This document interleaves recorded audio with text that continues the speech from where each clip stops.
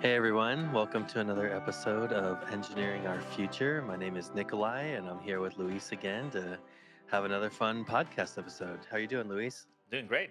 How are you doing today? Doing pretty good, man. It's been quite a week, I'll just say that. But this is always kind of the highlight of my week, so I appreciate being invited again to come chat. And I know today we're going to be talking about money, which is one of my favorite topics. I have a pretty fun story. I don't know if I'd call it fun. It wasn't fun at the time, but looking back on it, it was quite a story, and I'm just grateful that I was able to learn about money and grateful to get myself out of some of the giant holes that I had dug. And then I got some training and became a financial coach, and I have coached I don't even know how many at this point, but just tons and tons of young professionals on money. And one thing that I actually kind of chuckle because I'm a financial coach and I kind of target engineers. You know, so many engineers are just so incredibly good with their money already, and so I know we target engineers with this podcast, and so some of them are thinking, I'm already good on money, but there's always something you can take away.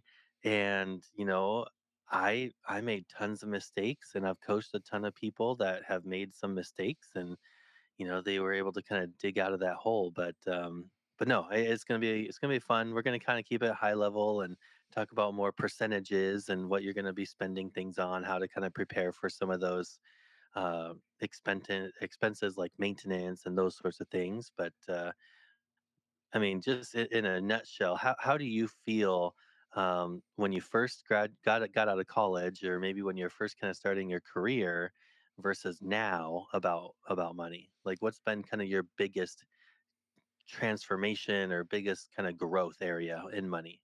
I think just the I think we were pretty naive kind of starting off after college. I mean, we just kind of get the income and um don't really think about much of like what percentages should we go to home. Like, I mean, you go to you. It is funny because when we bought the first house, we had a little bit of knowledge on this, but not a ton.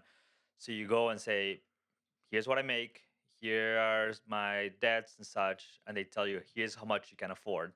And that's usually I think it's like 40-45% if you're like take home income, which is a lot once you start thinking about all the other expenses you have. So being naive in terms of like not knowing this, and actually when we bought the second house, it was more like, hey, here's what you can afford. They told us that and said like, okay, we want to keep it under these. That's too high for us right now. We have other expenses that obviously don't get tracked well with your debts and such.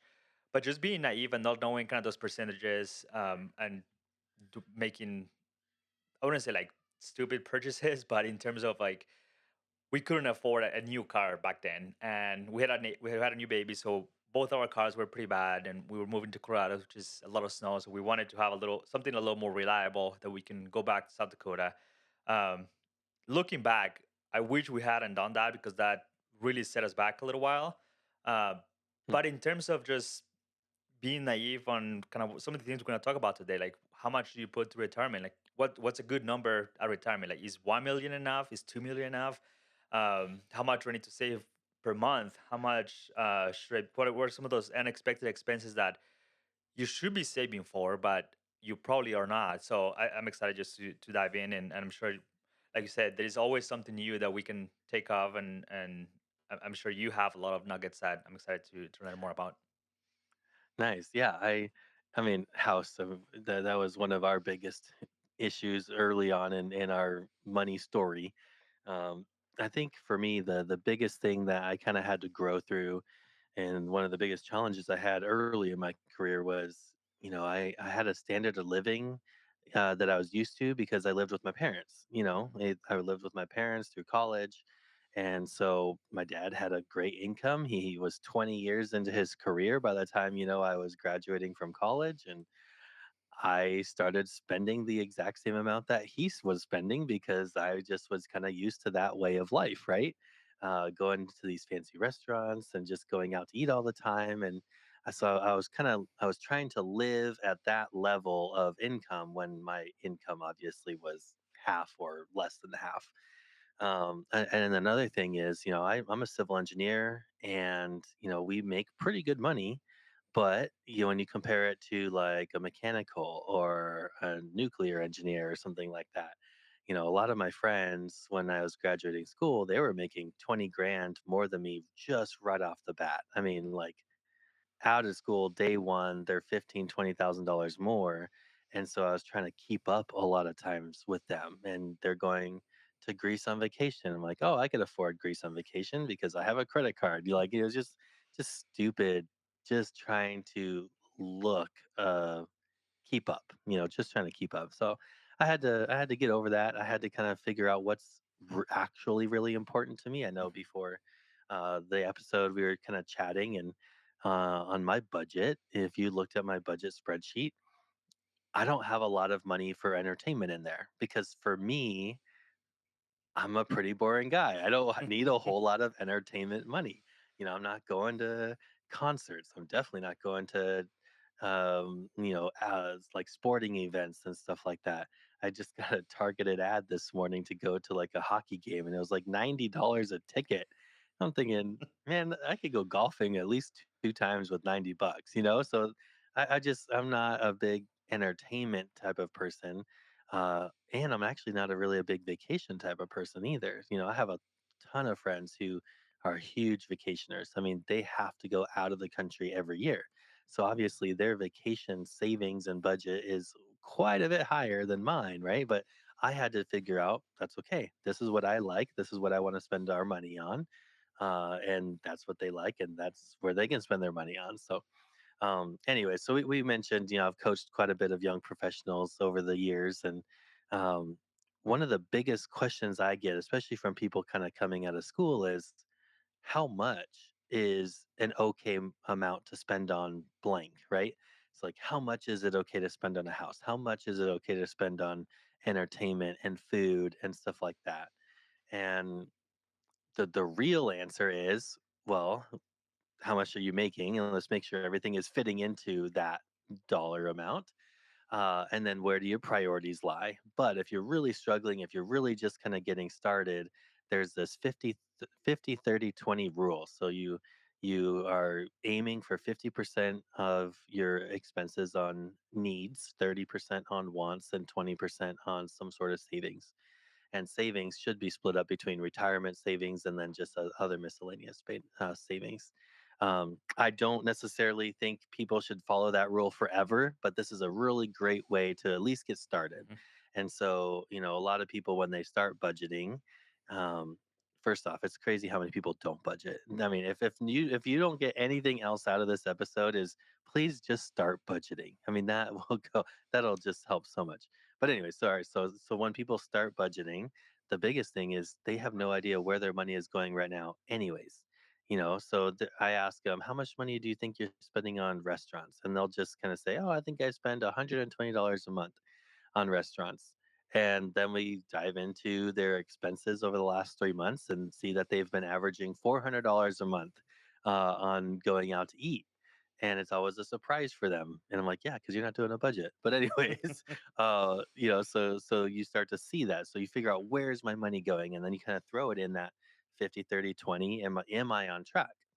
You know, Again, things should change after you start to get the hang of things, but that's a really good place to start. So when we're talking about needs, the housing is typically the biggest cost. And I know you kind of were talking about your story and the housing and car. That's another big cost. Now, you don't need, I mean, I'm going to offend all of our Tesla owners out here, but you don't need a Model S 80 grand Tesla, right? You might want it, and that's fine. There's nothing wrong with having it, but you don't need it, you know? I have an SUV now. I don't need an SUV. I really only need like a little Honda Civic because that's all I need to commute to work, right? I wanted something bigger that could fit a car seat or two, right? Uh, we only need one car that has some sort of capacity for car seats. So, anyways, so there's needs and wants, right? But when we're looking at needs, one of the parts of my story was we bought a house. The first house that I bought was like $140,000. It was right out of school. The interest rate was, oh man, what was the interest rate? Like 5% or something like that at the time. And my mortgage was about $1,000. you know. And so out of school, my I was making $48,000, and so my take home pay was maybe I honestly don't remember. I'm just gonna say 15 to $1,800 a paycheck, something like that. So $1,000 is a lot of money, when you're looking at 3,000 bucks, that's a third of my take home pay is going to just my mortgage. Plus, then I had utilities, plus I had taxes and all these other things on top of it. So it was a big expense. And then luckily I had a roommate. We were able to make it through. But when my wife and I bought our house together, our first house together, we were looking at this house and we were crunching the numbers and we were like, all right, we can afford this house as long as you don't get pregnant for at least a few years, right? I mean, we had like at least 2 to 3 years, and she was pregnant 2 weeks after we closed on the house. And she has always wanted to be a stay-at-home mom. I've always wanted to be able to give her the option to be a stay-at-home mom. And so our mortgage was 47% of our take-home pay. If you looked in the dictionary for house poor in 2012, my name was just right there, Nikolai. He's house poor, right? It was 47%. You can't handle that. Now, I know housing nowadays is just crazy.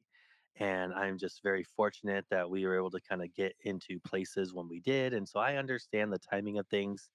Some of our listeners is probably like, well, I can't even get anything for under so much money. I get it, and I think it sucks for them, and I feel bad, but 47% is too stressful. And luckily, we were able to start making some income, increases. I got some pretty big raises over the next couple years, and now I look back, and so my mortgage for that house was it's like $1,250. Um, at the time, that was just devastating to us.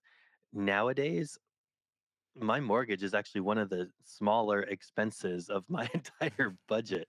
Now, we've moved since then, so now it's just a rental house, but like $1,250 doesn't even feed my family nowadays, right? Mhm. So it's just crazy how that changes. But anyway, so needs 50%. If my housing was 47%, that leaves 30 bucks for food and utilities and all these other things. I mean, it's just too much money. Anyway, so when you hear the 50/30/20 rule, what are kind of some of your first thoughts on that? I think it's a great way to just at least have some guidelines. Again, I wish I had something like that. I wish we have budgeted pretty consistently since we got married. So like almost 7 years now, which has been great. And we are both really math oriented. I mean, I'm an engineer. My wife got a degree in math, so we like the numbers. We like the spreadsheet. I will say, kind of before we go too deep into this, but budgeting is great. But I understand that a lot of people that don't have that inclination of numbers, but at a minimum, you should know how much how much your expenses are each month on some of these categories. You can try for 1, 2 months and kind of get a sense. If you don't know how much you're spending on these things, like it's going to be impossible to keep track of. But I think if you do that, get a handle of, hey, maybe my mortgage is too high. Let's move to a place where I can pay more and get and fit within that 50/30/20 rule, and then maybe don't do as much strict budgeting, but have some automations in the background where when you get paid, certain amount goes to an account and that's your needs, and it's 50%. So once that money runs out, like you're out of money there. 20% goes to your savings and your investment, and automatically just don't see it. And that's kind of how we operate a little bit nowadays. We still keep track of everything and where money is going, because we're doing, and I want to record a podcast with my wife on this as well, but travel hacking in terms of like getting points and traveling with points. We're big on traveling, so that's something that we're doing. But I won't go too much into that. But again, it's a a good reference on knowing where do I stand in this. And if you are outside that, and again, there's other values, 40/40/20, spending, depending how aggressive you want to be saving. Some of your fun activities, if you will, maybe traveling is important, so you need to save a little more than 20%, but then your needs need to decrease. So having those priorities, I think, helps a ton. Understanding that I want to mention quickly, because I thought it was interesting that you mentioned this in terms of like the what I want to call like income bias. As you're looking at your dad, obviously he had a lot of experience, a long career, and I think I had a little bit of that kind of as I was starting, especially out of college. I wasn't making a lot of money, and I was grateful that when I growing up, I didn't have any issues going out to eat. I didn't have any issues traveling, anything for that matter. We were pretty well off, and you get out of college, your income is just a tiny little check. Feels like compared to all the things you want to be doing, so understanding those limitations and kind of like being impatient because the income is going to increase quite rapidly over the first few years. Being patient, being disciplined, and using some of the strategies that we'll be touching on, like sinking funds, like emergency funds, and some of these things can help alleviate some of that. But you need to have those goals and those priorities clear. And I think that's something that we had to learn kind of the hard way at the beginning. But once those things start rolling and start working great, it's a much more enjoyable experience, I will say. Yeah. Yeah, that's for sure. Once the income starts coming in. Now, money doesn't solve all your issues, Yeah. and I know a lot of people who are making well over six figures, some of some even in the 200,000 range, and they're living paycheck to paycheck. They just never learned how to say no, or they never learned how to like just set boundaries. And a lot of people I talk to, like, they hear the word budget and they cringe because they're like, budget, that's no fun. And that's because you're doing it wrong. Like, you have a certain income, you know Mhm. and the budget is then just taking all of this hopefully awesome income and saying exactly what you want to do with it. You touched on a point here a minute ago where you said, if I want to spend more on vacations, well, maybe I need to change something else. Like, that's what we're supposed to do. Like, let's say my wants, like maybe I want my wants to be 40 or 45% of my income. There's nothing wrong with that as long as I stay within the 100%. Mhm. The issue comes when I'm starting to spend 110, 120% of my income, and I'm starting to take all on this credit card debt. And that's the problem. I mean, that's where I lived that for years, and I dug a hole. It took me 4 years to dig out, and now here I am years after that, still kind of paying for it because I'm behind on investments and stuff like that. Thank goodness that I learned how to start saving at least for emergencies, Mhm. because I never had more than 500 bucks in my account when I was first kind of starting. Like, I was scraping by because I loved spending money. I still love spending money. I just got more responsible. Um, but anyway, so I learned how to have a savings account, and sometimes I'll tell my wife, I'm like, "Hey, we're a little tight right now. We need to maybe not spend money." And then I laugh because I know I have 20 grand plus or whatever our emergency fund is sitting in an account. And I'm like, okay, we're not broke. I just, what we've allocated to work with, is maybe a little tight. So emergency funds, you should be having at least 6 months of your expenses in that. Now, um, we do 6 months because we're a single income family. I lose my job, that's going to hurt pretty hard.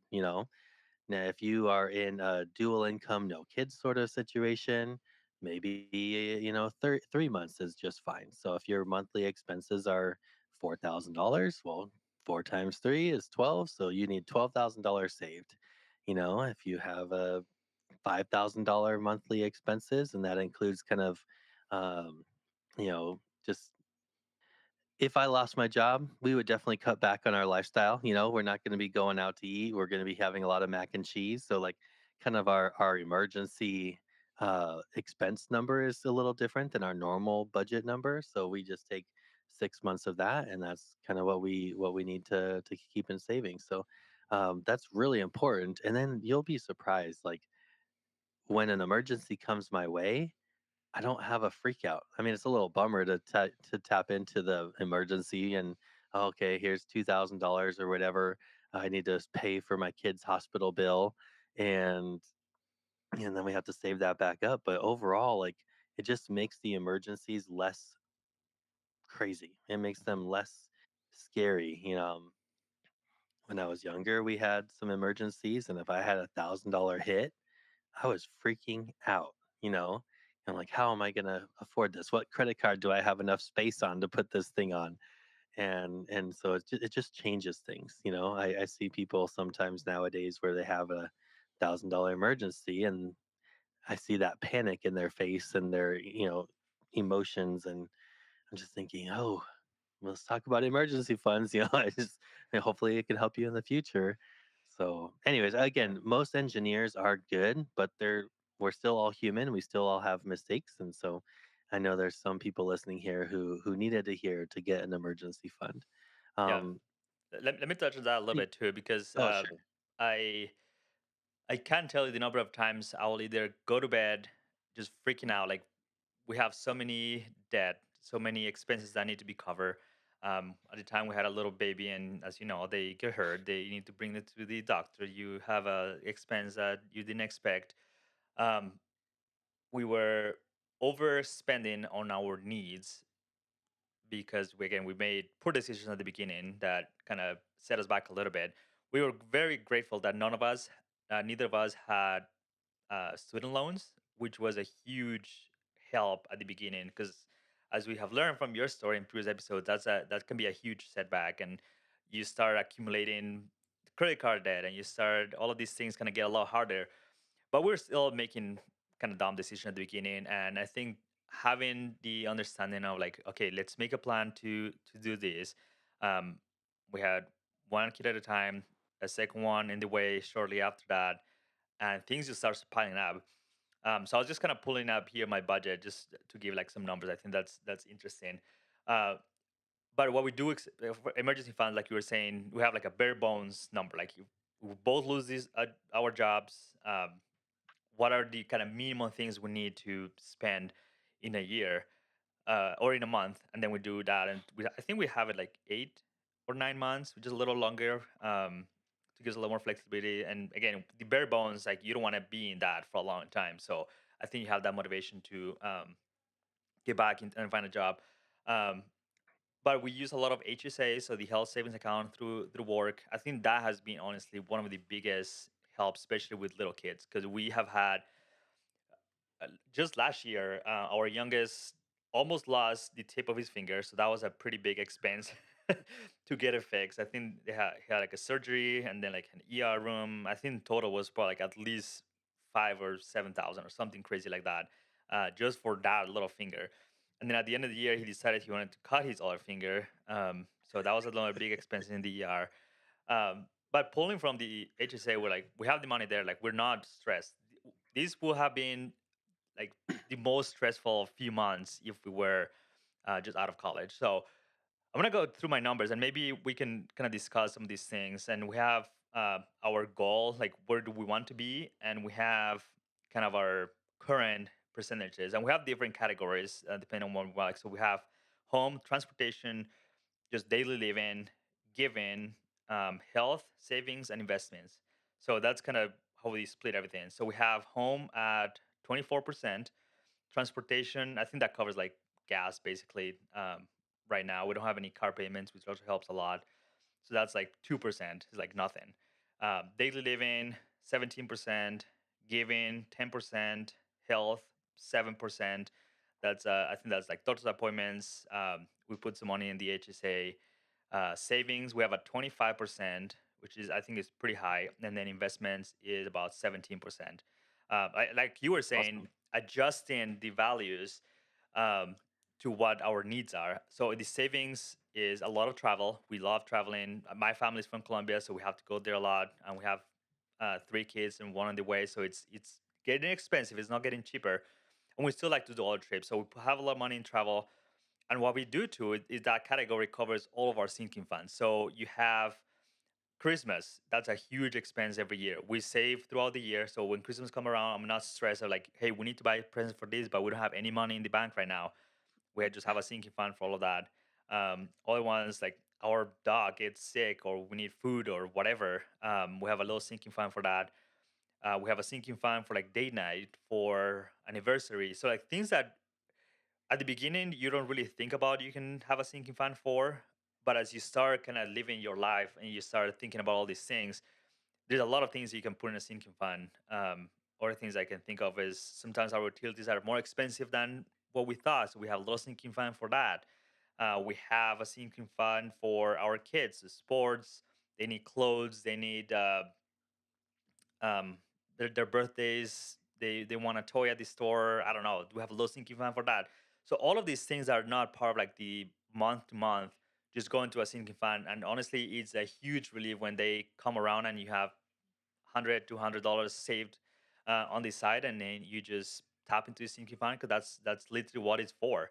So we're not stressing about our expenses on a month to month basis, and we're just enjoying kind of the money we're making. We don't make a ton, but organizing it that way and kind of clarifying the priorities goes a long way, especially if you're not making a ton, and especially as you start increasing your income, keeping these percentages about the same helps a lot in terms of like that career creep or income creep, if you will.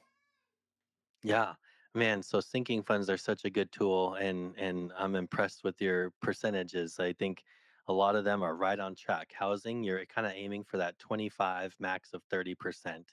Retirement savings, you're kind of aiming for that 15. You're right there at 17%. So all of your percentages are great, and then it allows you to save some extra in the 25% range. Now, sinking funds, just in case the listeners have not really heard that term before, it's really an account where you know you're going to have expenses maybe every year or every 30 years. It's kind of a common name when you're talking about like housing and you have a roof. And so, you know, you're going to have to replace that roof every 30 years. So you put a certain amount away. That way it's, you know, paid for by the time you have that expense. And then Luis's example of Christmas. We know Christmas is in December every single year. It should not be a surprise, right? So if I want to spend $1,000 or $2,000 on all of Christmas presents, I take that divided by 12. I throw that amount into an account, and then when it's ready for me to buy Christmas presents, I go into that account and do it. We use a sinking fund for our cars, so we have two cars. Like I said, we have two SUVs, and so when you break down kind of your oil changes throughout the year, when you break down your tires every 3 years, when you break down your car registration and all these other things. For us as a two car family, it was about $80 a month. You know, now I don't need that new tires every year. It's kind of new tires every couple years, right? But when we save about $80 a month and just throw it into that account, whenever we do need new tires or we have some sort of, you know, AC goes out or whatever, I just go into that sinking account and there's always enough money in there. It's so great. Sometimes it does get pretty close to zero, but at that point, we've put all new tires on our cars, we've hit all the registrations, and we just need to keep letting it grow um, over time. So, sinking funds are a really good way to save. Now, if you're saving 15% on investments, 5% might be going to the sinking funds. You might need a little extra in there if you're planning for those vacations and stuff like that. uh, I had never gone on a vacation without using a credit card until after I kind of learned how to manage my money. And I don't know how many years ago now. It was probably 6 or 7 years ago. My wife took me to San Francisco for an anniversary. You know, it was kind of what we planned together, but she had saved a little extra money for it and we paid cash. It was the first time we just like we had the money before we went on the vacation. You know, it was the first time we ever did that where all we were always like, oh, we'll figure out how to pay it off later before. And so we were shopping in a store and we were talking, and this lady was asking us if we wanted to get their store credit card. And I said, no, we don't do credit cards anymore. And she goes, what do you mean you don't do credit cards anymore? Like, how do you live? I'm like, well, we are on vacation. We just paid cash for it and we're gonna go home and I don't have to worry about a credit card bill. And then this lady followed us around the store for like 5 minutes because she's like, but explain to me, how do you live without a credit card? It was so funny, you know, Yeah. because we just get so like our society, that's the normal, Yeah. right? We've just gotten so used to this way of life, and we went without a credit card for years. Now, I see the travel hacking. I have no problems with that. My issue with that is a lot of people are not responsible enough to handle it. So we went years without a credit card. Then we were like, you know, let's see if we can handle some sort of rewards program and see if we can do it. Um, I missed a payment one month and we got dinged. And I was like, that ding of a couple $100 pretty much negates any sort of benefit that we would have gotten out of it, you know? Mhm. Then we started evaluating how much money we were spending you with a credit card versus if we were just using kind of our debit card. And we were just spending more money using a credit card because we're like, oh, that's okay, we get points. And so again, if you do it smart, you're totally good. I just was not disciplined enough to do it and actually see the benefit. I might as well just not have a credit card and then just save that extra money that I'm not spending anymore to do what I want to do. So, anyways, tons and tons of options out there. Figure out what works best for you. But sinking funds are such a huge helper for your money. So I know we Yeah. covered Let me 50, add a couple of 30. things there Oh, before we move on. Just to mention something I think is important. So uh, home value. So sorry, home savings. I think that's a big expense, especially if you own a house. If you're renting, it's probably not a huge thing. But if you own a house, a rule I've heard before, and I think it's a great rule to kind of keep in mind, is just having at least at 1% of your home value in your savings. So you have $100,000 hmm, house, you have $1,000 just for your house, and that way you're not again. Do you need to get a new lawnmower because yours broke? You have $1,000 there for getting something like that. You need to do a small improvement in the house. You have $1,000 that they can use. Having that is again going back to the sinking funds is a way to not have to stress about kind of those unexpected daily things that happen, and you know they're going to happen. There's 100% chance that all these things are going to happen at some point in the year, in the life that you have the house. So 1% of that. The other thing that we're starting to realize as we got a lot into the sinking funds is we typically keep everything in a single account, and then we have a spreadsheet to track how much is in each of these categories. Um, so as you can imagine, if we have, I think we have like 10 categories.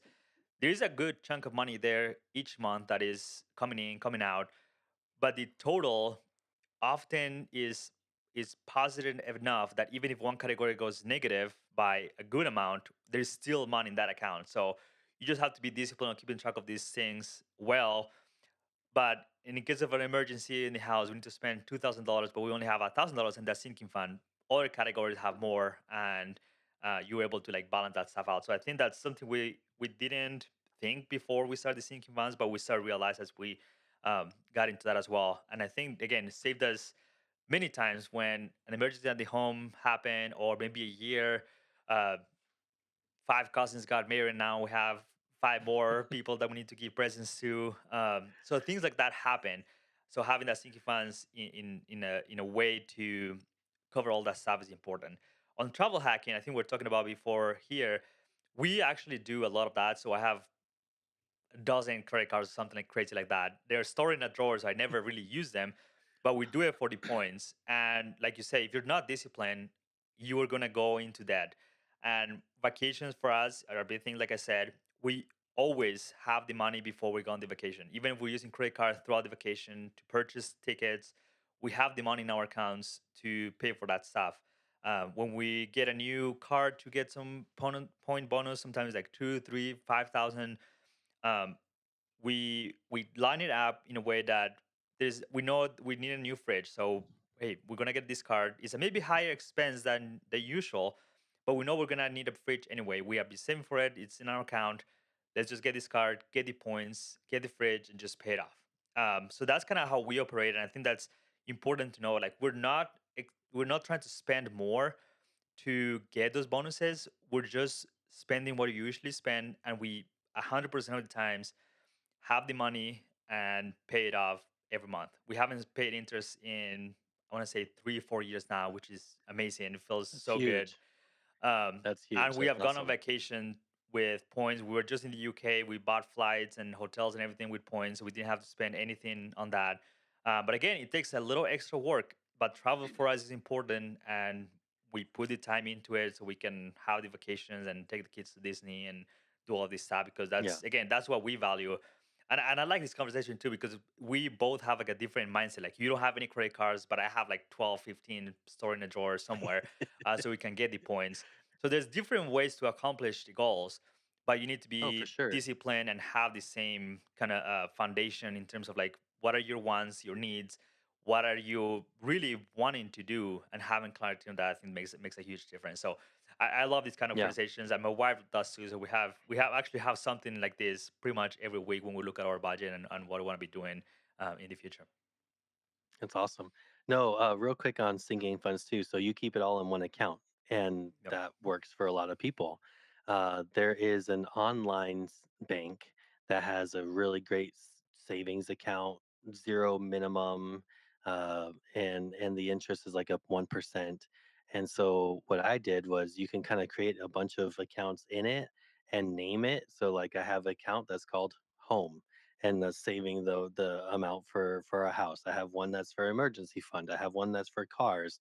So like I I just like seeing it broken up rather than the spreadsheet. But again, there's different ways of doing things. If I would go back, maybe at this point in my life and this point in my financial, you know, just what I've learned, maybe I could do it the way you're doing it and have one account and just make it a little bit more simple for us. But this has worked for us for years now, and we really like it. So everybody's different. Um, but so we talked about the 50-30-20 rule mostly today, kind of needs, wants, savings. Uh, Again, it's a great place to start. Maybe every now and then it's a good place to just do a quick assessment. Again, we are talking to engineers. Engineers are very just intellectual and analyzers, and it's just like I know somebody hopefully had a takeaway from here, right? Yeah. And I hope that they maybe just do a little quick assessment and see, okay, it's been a few years since I've really dove into the specifics. How am I doing? Am I doing okay? And I think that that's just a good reminder for all of us to take that time every now and then. Yeah, and please reach out to us if you have any questions on any of this stuff, or if you want to learn more about sinking funds, you want to learn more about retirement, like what is a good number to retire to, like I was saying at the beginning, like is a million good, is 2 million good, what are the things you expect to have uh, kind of when you finish work, and especially if you have ones like traveling, like that number is going to change dramatically if you just want to stay home and be with grandkids and relax.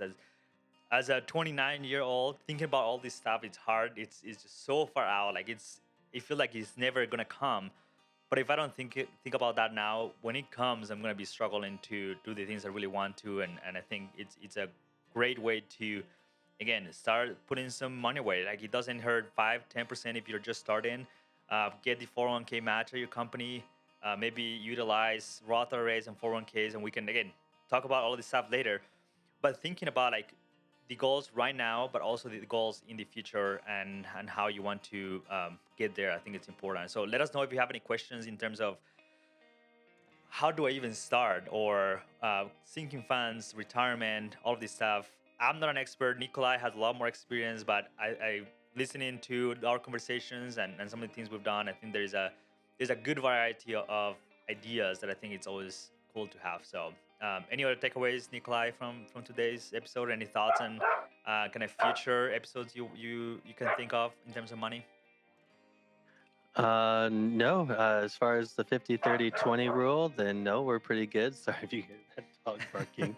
But no, I think we covered a lot of it today. I think retirement and all of that definitely should be talked about again. Just kind of helping people. I just had a new employee start, and just trying to tell him what to. Not tell him what to, but encourage him to start investing into that 401k right away is Right. big. So, yeah, we'll cover all those on a future time. Awesome. Yeah, I'm excited to get to those. If you really enjoyed this episode of the Dream Future podcast, you're going to love the content we have over our website at luisfelipeduque.com. You can find the link in the description of this episode, as well as the show notes at luisfelipeduque.com/podcast. Every episode comes packed with a lot of links, a lot of information. So you can find all the show notes and all the information related to this episode over at luisfelipeduque.com/podcast. Thank you so much for coming back to this episode. Thank you, Jack Winters, for the music. And as always, let's continue engineering our future.